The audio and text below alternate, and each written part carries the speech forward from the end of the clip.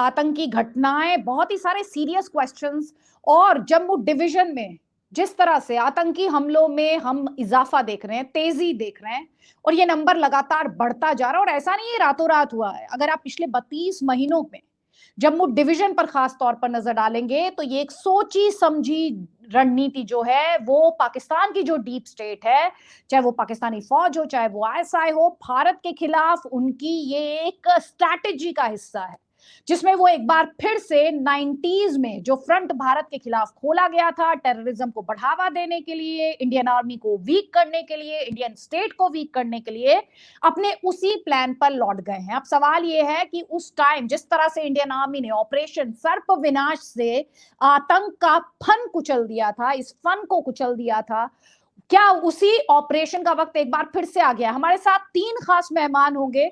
इस खबर से जुड़े सबसे विश्वसनीय चेहरे हम लेकर आए हैं और विश्लेषण हम करेंगे।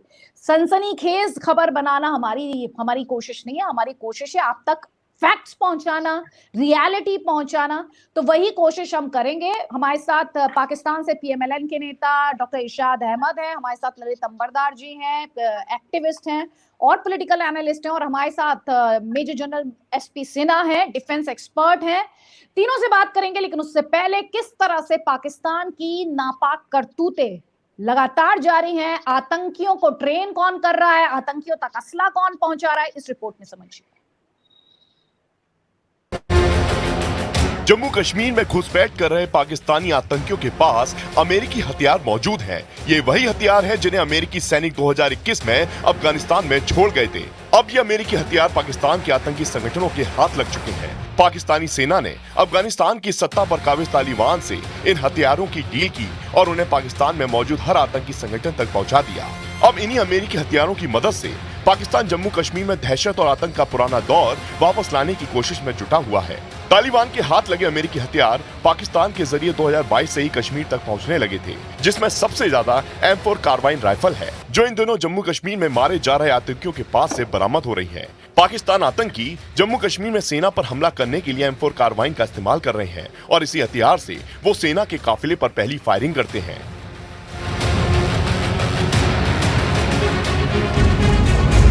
भारतीय सेना को निशाना बनाने के लिए पाकिस्तानी आतंकियों की पहली पसंद American M4 carbene assault rifle बन चुकी है, जो 1 मिनट में 700 से 970 राउंड गोलियों को दागने में सक्षम है। इसकी प्रभावी फायरिंग रेंज 500 से 600 मीटर है। इसलिए पाकिस्तानी आतंकी संगठन जैश-ए-मोहम्मद और लश्कर-ए-तैयबा ने अपने आतंकियों को ज्यादा से ज्यादा M4 राइफलों को जम्मू कश्मीर भेजने का फरमान सुनाया है। भारतीय एजेंसियों की खुफिया रिपोर्ट के मुताबिक पिछले महीने पाकिस्तान में आईएसआई की सरपरस्ती में आतंकी संगठनों की 2 बड़ी बैठकें लाहौर और बहावलपुर में हुई। इस मीटिंग में लश्कर-ए-तैयबा ने M4 राइफल्स को जम्मू कश्मीर भेजने की साजिश तैयार की। सूत्रों के मुताबिक अब तक 2 दर्जन से ज्यादा M4 राइफल जम्मू कश्मीर में पहुँचाई जा चुकी है। स्टील की गोलियां दागने की ताकत रखने वाली M4 राइफल से आतंकियों ने 2017 में जम्मू कश्मीर में पहला हमला किया था।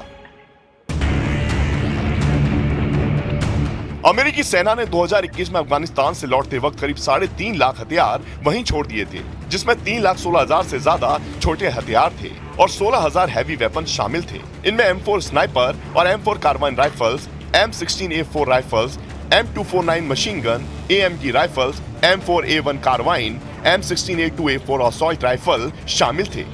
तभी आशंका जताई गई थी कि आतंकी संगठन इन हथियारों का गलत इस्तेमाल कर सकते हैं। इसके साथ ही अमेरिकी सेना ने 1.5 लाख से ज्यादा कारतूस और 42,000 नाइट विजन कैमरा भी छोड़ दिए थे। तालिबान ने इन हथियारों को बेचकर खूब कमाई की। M4 राइफल को $2400 में बेचा गया और AK-47 की कीमत $130 रखी गई, जबकि नाइट विजन कैमरा $500 से $1000 में बेचा गया। पाकिस्तानी सेना ने तालिबान से इन हथियारों को खरीदकर आतंकी संगठनों को दिया, ताकि जम्मू कश्मीर में आर्टिकल 370 खत्म होने के बाद आई शांति में फिर से खलल पैदा की जा सके।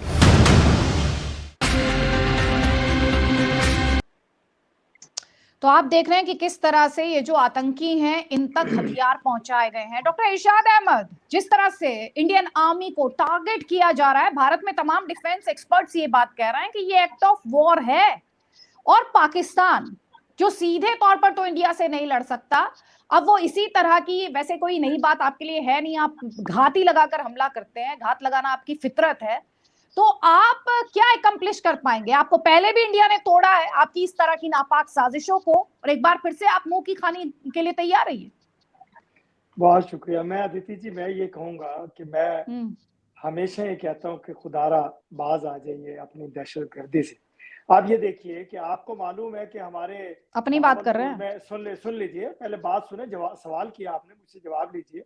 आपको इतना मालूम है कि बहावलपुर में और लाहौर में एक साजिश तैयार हुई कि असला जम्मू कश्मीर में भेज दिया जाए। मैं हमेशा कहता हूँ कि क्या आपकी सिक्योरिटी एजेंसीज मरी भी होती हैं या सोई होती हैं? कि हम आपको इतना मालूम है कि हम असला भेजने वाले हैं, आप पकड़ते क्यों नहीं?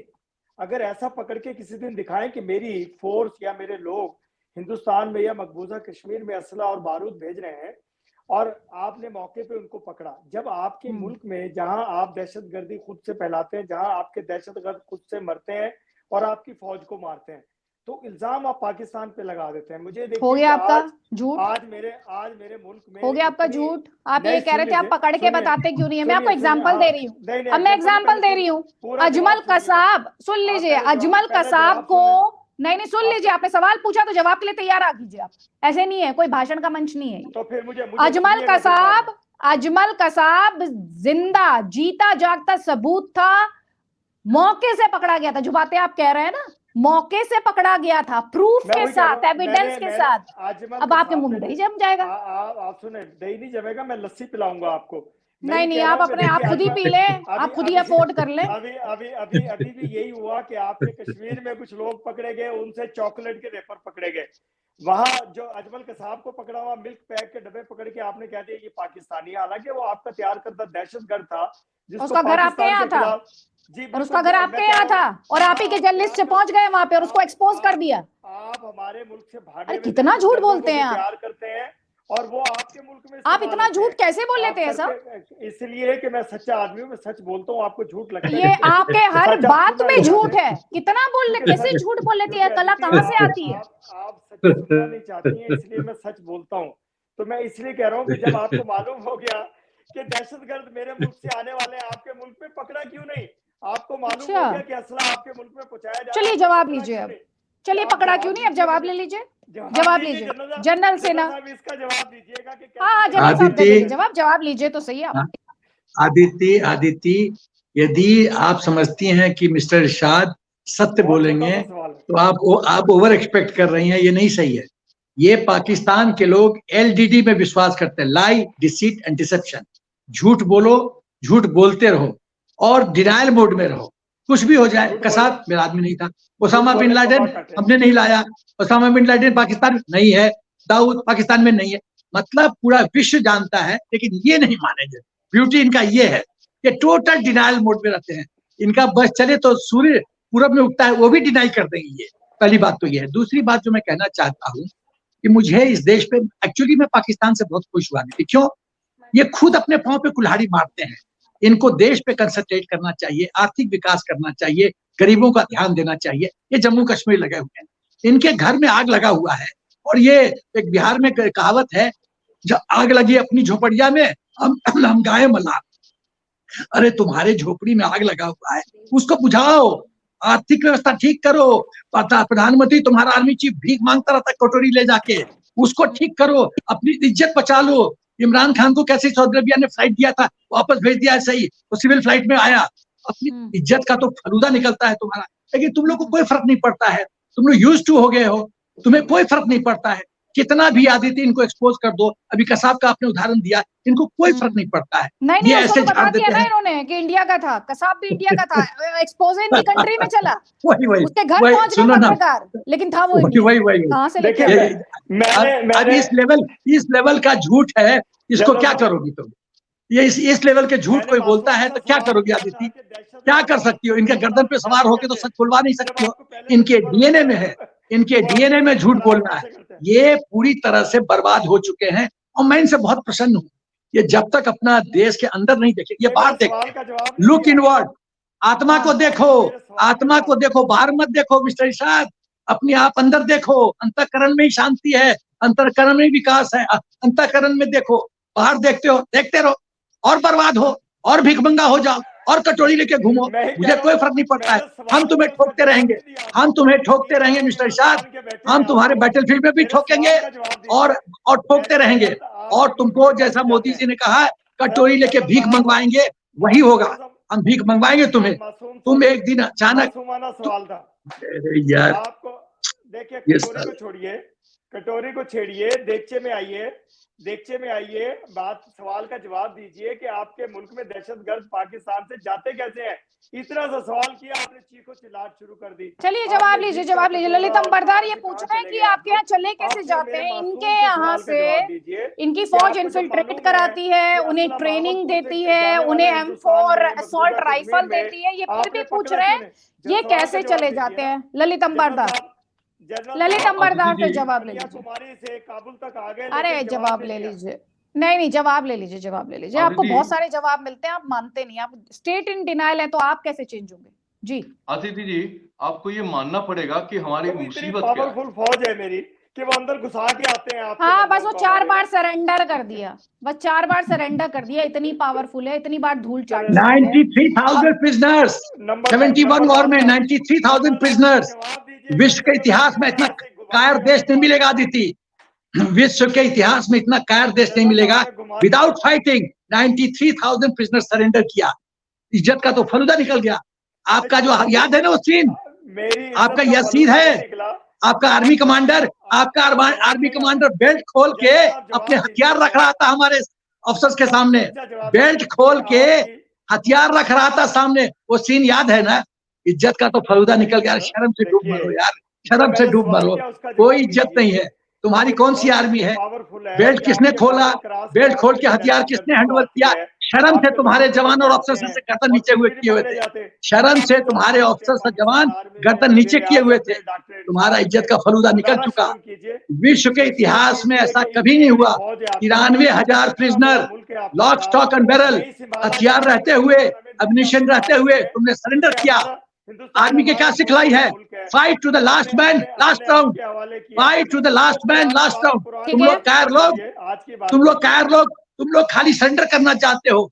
आर्मी का प्रिंसिपल है fight to the last man last round, last round तक लड़ो और लास्ट मैन लड़ो। तुम लोग कावड़ लोग भाग जाते हो, तुम्हारा चरित्र में ये है।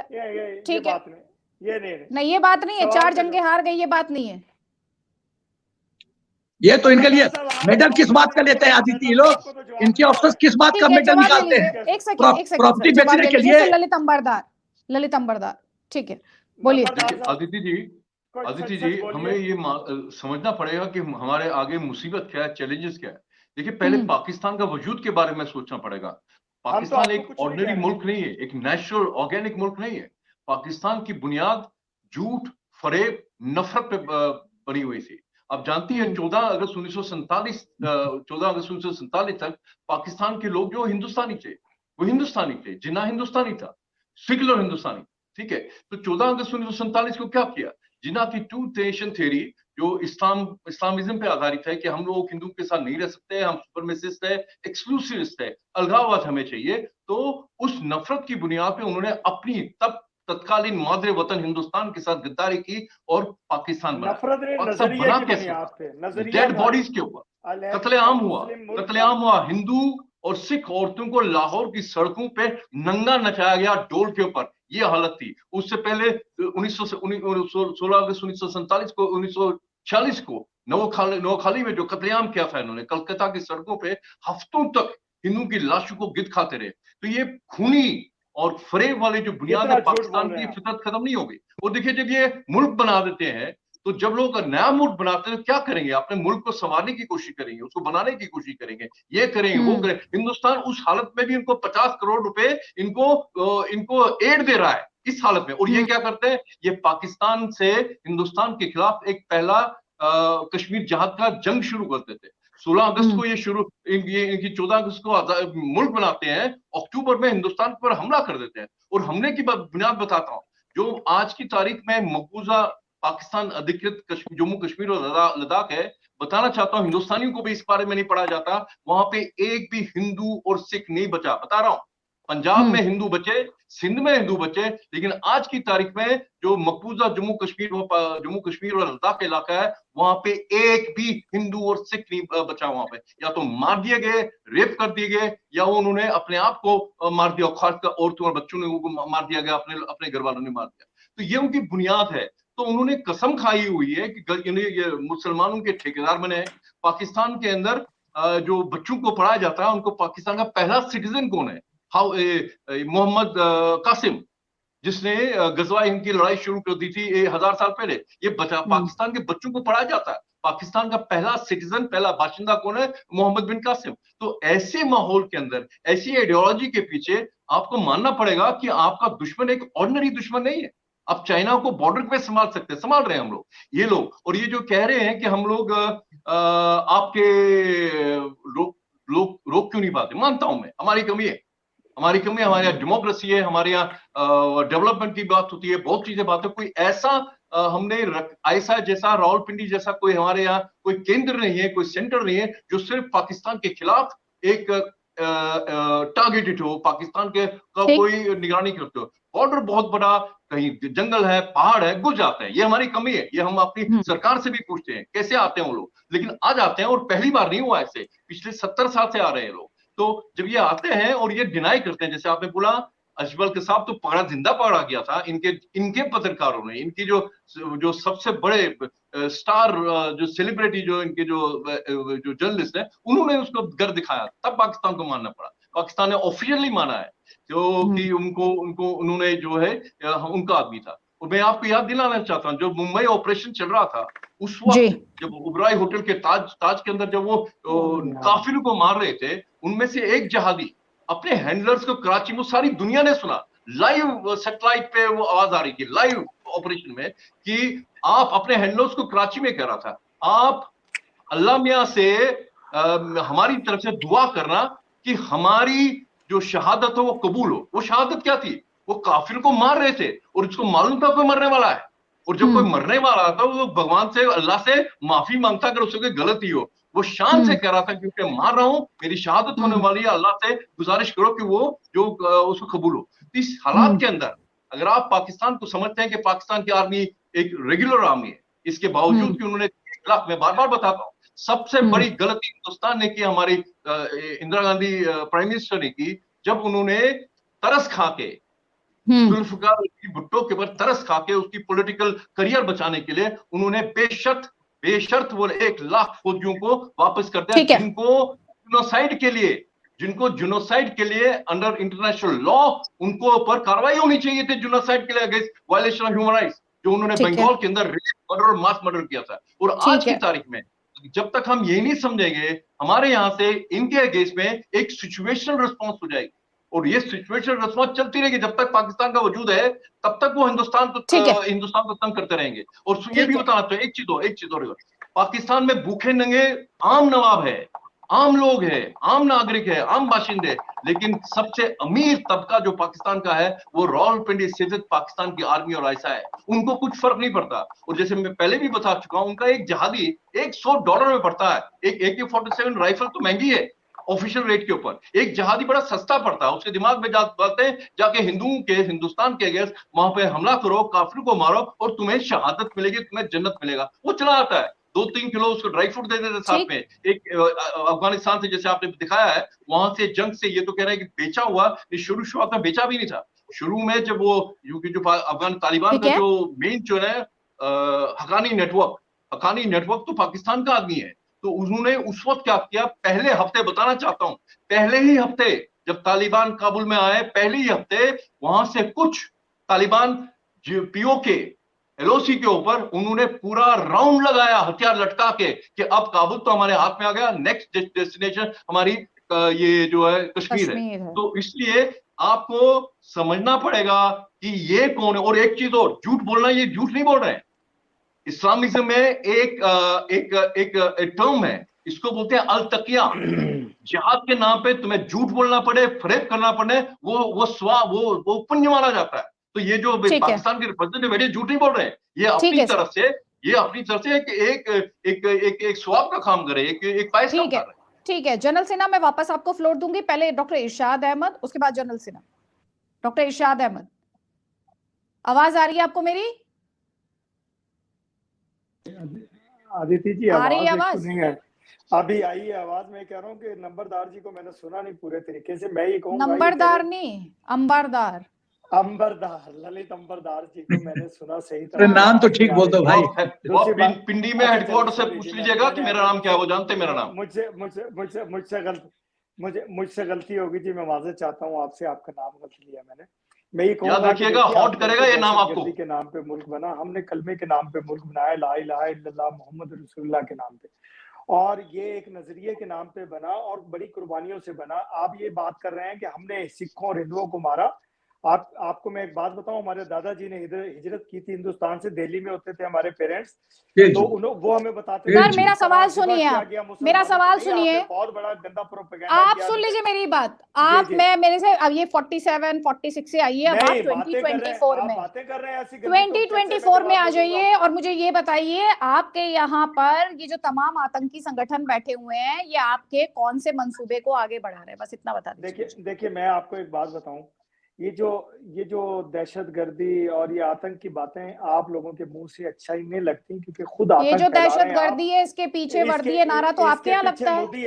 इसके पीछे नहीं, ये जो दहशतगर्दी है इसके पीछे, सुन लीजिए, इसके पीछे वर्दी है, आप सुन लीजिए, मोदी पे चले गए। पहले डिसाइड कीजिए आपका गोल पोस्ट कहाँ है? नहीं, ये नारा तो पीयूजेके में लगा। ये जो दहशतगर्दी है इसके पीछे वर्दी है नारा तो पीयूजेके में लगा, आपको पता नहीं है? आपके सवाल का जवाब दूंगा। देखिए, जो कुछ पूरी दुनिया में, कनाडा में, अमेरिका में सर्टिफाइड, अब अमेरिका कनाडा आप अपने यहाँ बात कर लीजिए ना, आप पहले पाकिस्तान की तो बात कर लीजिए। आप कनाडा अमेरिका हैंडल कर लेंगे अपनी फाइट, आप अपनी लड़ाई लड़ लीजिए पहले। आप लोगों को, आप जो कटोरा लेकर घूम रहे हैं उसे हैंडल कीजिए। बाकायदा कनाडा के वजीर आजम ने सर, पुराने राग के लिए मेरे पास वक्त नहीं है। 2024 में आपके आतंकी संगठन क्या कर रहे हैं, मैं आपसे उस पर बात करी। जनरल सिन्हा जी, शुरू में 1947 से जनरल सिन्हा साहब मेरे सवाल का सेना नहीं, जनरल सिन्हा सेना में थे, ठीक है, बोल भी सकते हैं जनरल सिन्हा जी। जनरल साहब, मैं ये कह रहा हूँ, अरे भाई मेरा नाम है SINHA मिस्टर इरशाद, मेरा नाम है जनरल सिन्हा SINHA। अच्छा सुनो। क्या वो चादर ओढ़ करके जाते हैं या हवा में उड़ करके जाते हैं? आपकी सरहद अबूर करते हैं मेरे पाकिस्तान से दहशतगर्द।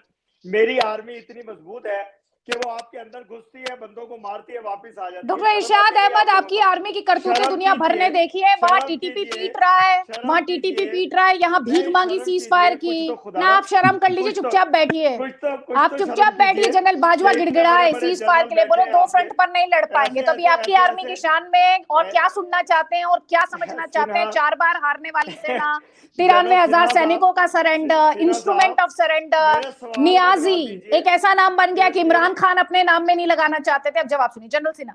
मेरी इतनी आदिति मिस्टर इरशाद का सोच है कि इनकी पाकिस्तान की आर्मी बहुत स्ट्रांग आर्मी है। ऐसी आर्मी, मैं स्ट्रांग आर्मी का थोड़ा उदाहरण देता हूँ। ऐसी आर्मी जो 4 बार लड़ाई हारी, ऐसी आर्मी जो हारने के लिए मेडल लगाती है छाती पे, ऐसी आर्मी जो पूरा राष्ट्रद्रोह करती है, ऐसी आर्मी जो प्रॉपर्टी डीलिंग करती है, ऐसी आर्मी जो प्रधानमंत्री को हेराफेरी करके जेल में भेज देती है, ऐसी आर्मी जो जिन्ना को मरवाया, ऐसी आर्मी भुट्टो को मरवाया, ऐसी आर्मी बेनजीर को मरवाया, ऐसी आर्मी जो रिमोट कंट्रोल से प्रजातंत्र में मिलिट्री तंत्र करती है, ऐसी आर्मी जो गरीबों को भूखे रखती है, मलाई खाती है, प्रॉपर्टी पे प्रॉपर्टी बनाती है। जनरल बाजवा का जब कोर कमांडर था तो उसका ITR में क्या था? No tax liability. जब रिटायर किया तो कितने $1 बिलियन थी मिस्टर शाद? आपको तो पता होना चाहिए।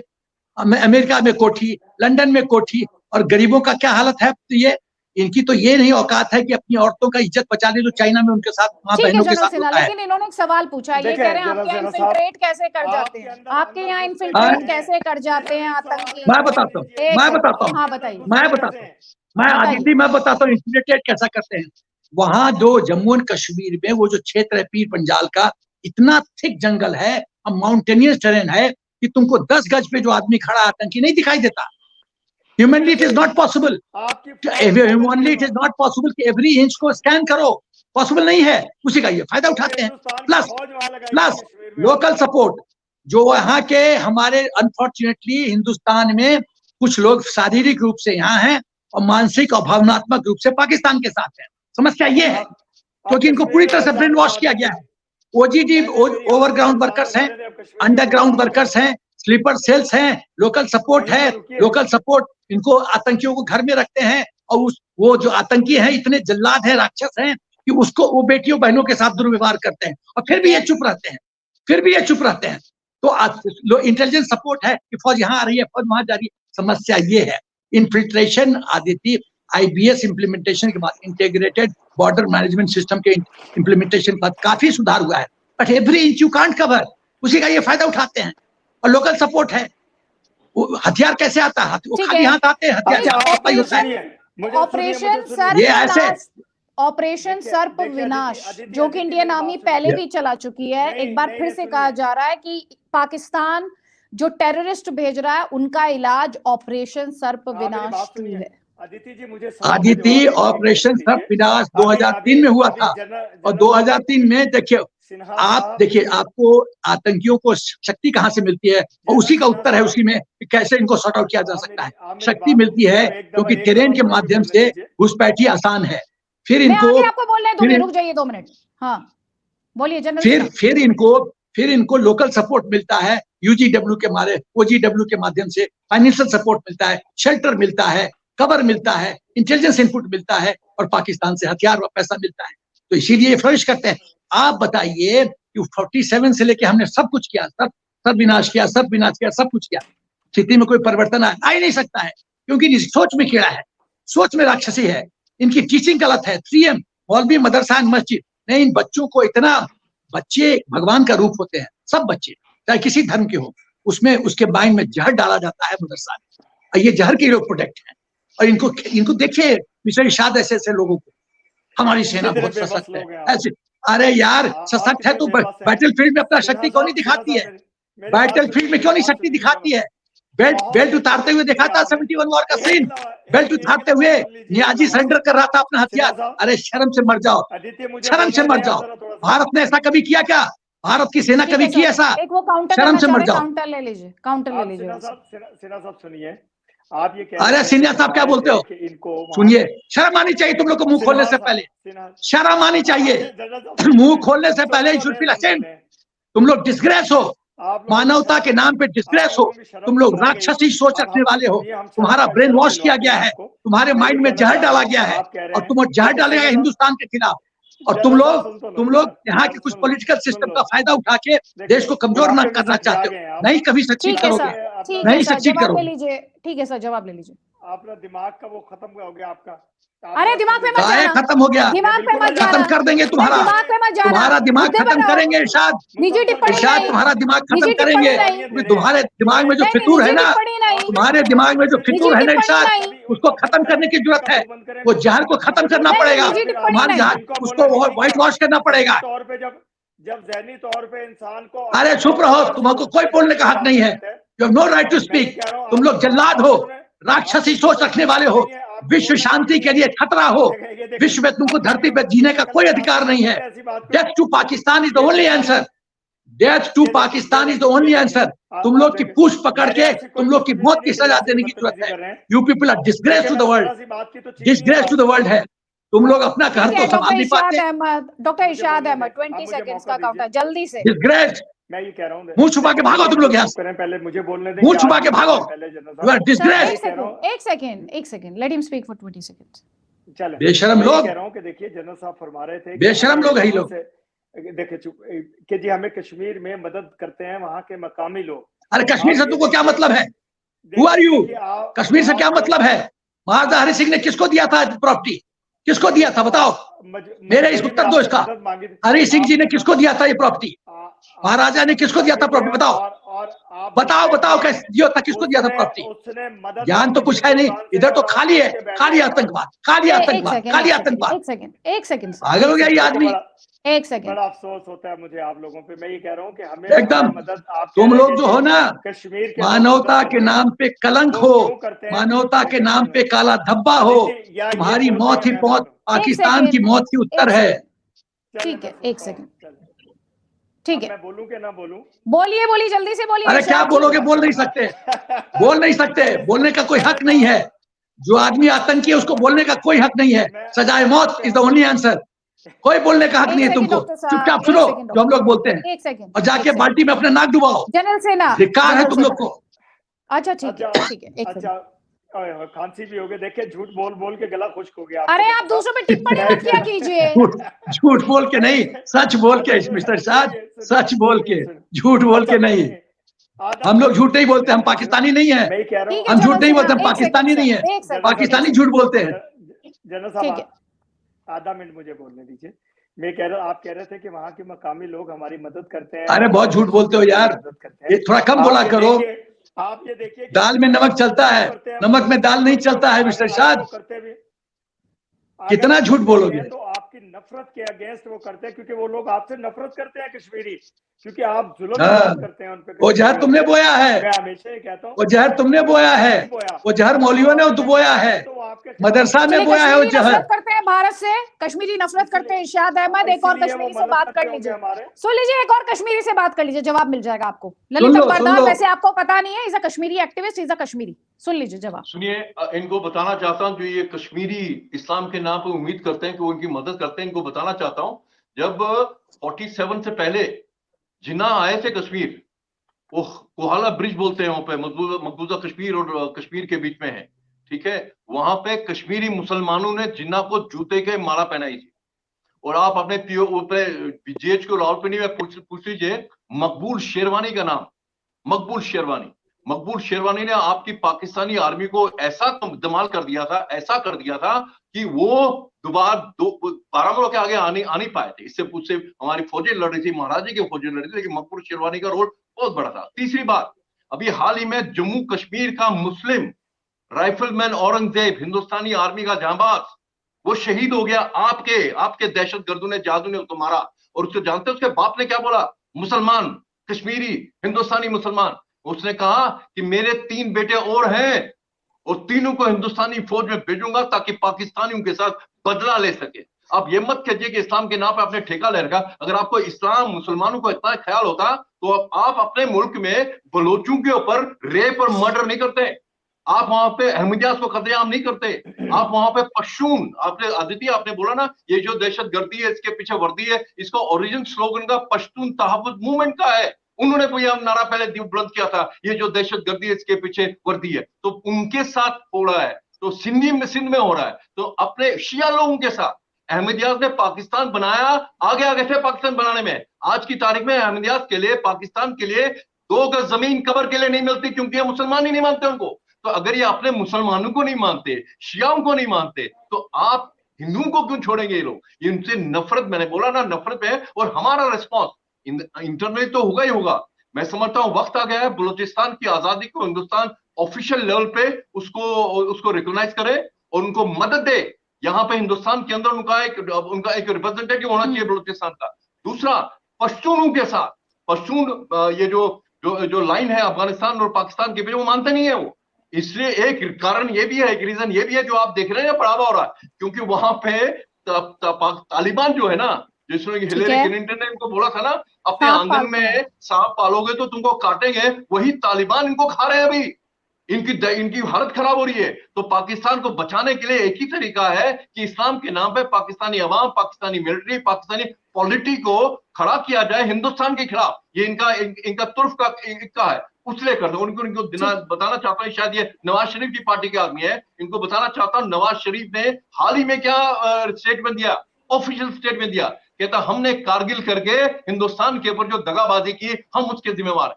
ये आपके नवाज शरीफ ने बोला। इसी नवाज शरीफ ने पहले बोला था कश्मीर हमारी शाहराग है। वो वक्त आ गया है इस शाहराग को हमेशा के लिए दबा दिया जाए। थैंक यू जनरल सेना, जल्दी से क्लोज करना है मुझे, जल्दी से आपका क्लोजिंग कमेंट 20 सेकंड सर। मेरा क्लोजिंग कमेंट यही है आदिति कि इनके सोच में प्रॉब्लम है। आप कसाब को मार दो, महमूद को मार दो, फिर दूसरा पैदा हो जाएगा। क्योंकि ये बचपन से बच्चों को जिहादी बनाते हैं, इनका और कोई प्रोफेशन नहीं है, खाली जिहाद। इस सोच को कैसे खत्म कर सकती हो Aditi? You can not finish. ये सोच को नहीं खत्म कर सकती, ये सोच को मारने की, खत्म करने की जरूरत जी। और अभी ललित अंबरदार जी ने जिक्र किया था जाते जाते, डॉक्टर इरशाद अहमद, मुझे आपसे ये कहना, उन्होंने तो राइफलमैन औरंगजेब का जिक्र किया था, शहीद मकबूल शेरवानी का जिक्र किया था। आपको बता देती हूँ लेफ्टिनेंट उमर फैयाज, आपको बता देती हूँ, आपको पढ़ना चाहिए, एक एसओजी है जम्मू कश्मीर पुलिस में, आपको पढ़ना चाहिए। जो आपको गलतफहमी हो गई है ना ये कि कश्मीरी जो है इंडियन स्टेट के खिलाफ आवाज उठाता है, उस एसओजी के बारे में पढ़िएगा। वो बाकायदा ट्रेन्ड प्रोफेशनल्स हैं और वो कहीं और से नहीं आते, वो जम्मू कश्मीर के हैं। तो ये आपको समझने की जरूरत है। जो आपकी अकल पे पर्दा पड़ा हुआ है ना, नहीं, जो आपकी अकल पे पर्दा पड़ा हुआ है कि कश्मीरी भारत के खिलाफ गन उठाता है, आप थोड़ा सा पढ़िएगा एसओजी के बारे में। पढ़ने का टाइम नहीं आदित्य कब्र खोदता है वो, आपके आतंकी कब्र खोदता है जम्मू कश्मीर में। आदित्य इनको पढ़ने का टाइम नहीं है। चलिए, बहुत आदित्य इनको पढ़ने का, जी जी जी जी जी, ये व्हाट्सएप यूनिवर्सिटी पढ़ते हैं, हिस्ट्री बुक्स रॉन्ग पढ़ते हैं। बिल्कुल बिल्कुल, आपके यहाँ जो नारा लगता है भूलिएगा नहीं उसको कभी भी। ये जो दहशतगर्दी है उसके पीछे वर्दी है, यही आपको समझना है और यही आपको आपके वहां पर जो रेबल्स हैं वो समझा रहे हैं। चलिए, बहुत बहुत शुक्रिया, नमस्कार, जय हिंद, जय भारत।